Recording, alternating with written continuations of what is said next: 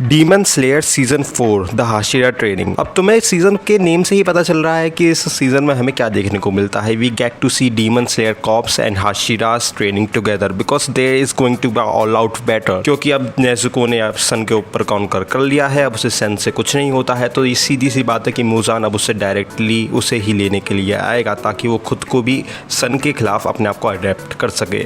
तो सारे के सारे हाशिरा मिलकर ट्रेनिंग कर रहे होते हैं डीमन स्लेयर कॉप्स के साथ, और यही चीज़ हमें सीज़न के तकरीबन 7 एपिसोड में दिखाई जाती है अलॉन्ग विद ग्योमे एंड ग्यूस बैक स्टोरी, जो कि अच्छी थी। मतलब ठीक थी कि आप उनसे थोड़ा सा कनेक्ट कर पाते हो और जो हाशिराज हैं उनके बारे में थोड़ा सा आपको और जानने को मिलता है। और बीच कुछ में जो हाशिराज एक दूसरे से लड़कर ट्रेनिंग कर रहे होते हैं तो उसके बीच में आपको कुछ फ्लैशी फाइट्स देखने को मिल जाती हैं अलॉन्ग विद एपिसोड 1, जहाँ पे हमें थोड़े से इन्फिनिटी कासल के ग्लिम्स देखने को मिल जाते हैं।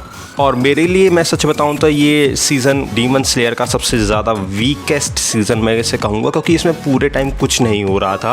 वो अगर चाहते तो इस 8 एपिसोड का ये जो पूरा सीज़न था इसे तकरीबन 5 एपिसोड के अंदर ख़त्म कर सकते थे बड़े आराम से। I mean the last episode of Demon Slayer is what we are talking about, जो कि इतना ज़्यादा अच्छा था कि वो सीज़न के बाकी सारे जो पिछले एपिसोड थे जिनमें आप बोर हो रहे थे, एक एनिमे ओरिजिनल सीन्स उन्होंने बना दिए ताकि जो सीज़न है उसे थोड़ा सा खींचा जा सके एपिसोड्स के लिए, वो मेरे को बिल्कुल भी पसंद नहीं आ रहा। पर जब लास्ट में जाके जब मुजान डायरेक्टली आ जाता है तो भाई उस टाइम पर जो तबाही मचती है, भाई मज़ा आ गया। और यहाँ पर जो 3D CGI के साथ जो एनिमे के टच को उन्होंने मतलब एक साथ ब्लेंड जो कराया ना, मज़ा आ गया भाई उसे देखकर। मैंने आज तक किसी भी CGI को इतनी अच्छी तरीके से ब्लेंड होते हुए देखना कभी नहीं देखा। मतलब मैंने इससे पहले मैंने चेनसो मैन के बारे में मैं कहूँगा कि उसमें बहुत ही अच्छी तरीके से 3D CGI को ब्लेंड करा गया था।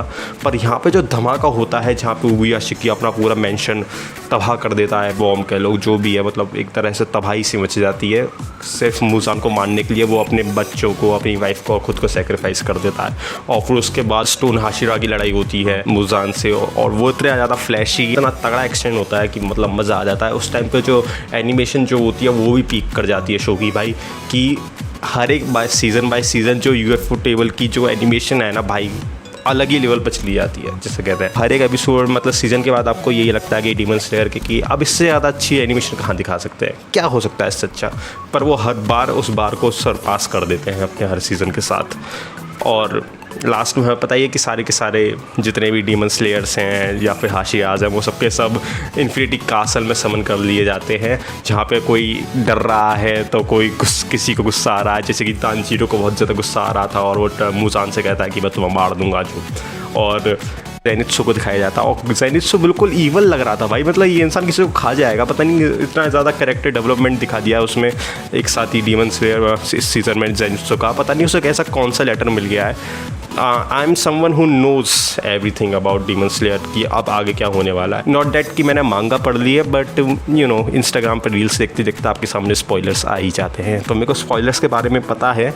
मैं तो उनसे यही कहूँगा कि अब जो आगे आने वाला है, 3 मूवीज़ उन्होंने अनाउंस करी है कि ट्रायलॉजी आएगी, उसमें आपको हर एक मूवी के बाद आपको मुगेन ट्रेन से भी ज़्यादा मज़ा आने वाला है। मतलब जिसे कहते हैं कि अब सिर्फ बैटल्स लड़ाई लड़ाई लड़ाई और लड़ाई ही होने वाली हैं। और तुम्हें पता ही है कि बैटल्स के टाइम पे जब कोई एक्शन सीन दिखाना होता है तो भाई यूएफओ टेबल तबाही मचा देता है अपनी एनिमेशन में। और इसी की वजह से उन्होंने इसकी मूवी अनाउंस करी है, क्योंकि जब आप मूवी को अनाउंस करते हो आपका सीधा मतलब होता है कि आप हमें और अच्छी बेटर क्वालिटी देना चाहते हो।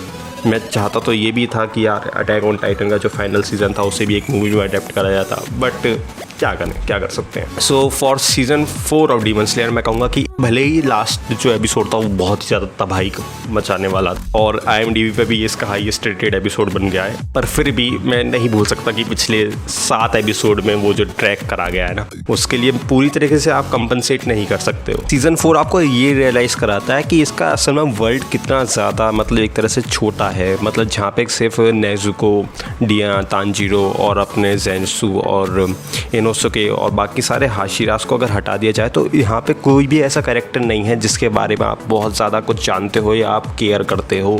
इवन दो उनके पास पूरी डीमन स्लेयर कॉर्प्स है, पर वहाँ पे भी आपको कोई ऐसा कैरेक्टर नहीं मिलेगा जिससे आप अच्छी तरीके से कुछ जानते हो।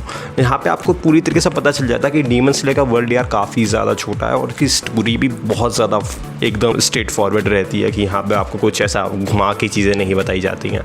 थोड़ी बहुत हालांकि हो सकता है कि आपको थोड़ा बहुत शॉक्स लगे हों, बट डीमन स्लेयर जाना जाता है एग्जीक्यूशन पर जो इमोशंस डिलीवर करने की जो एक कला है डीमन स्लेयर के अंदर, वो बहुत ज़्यादा अच्छी है।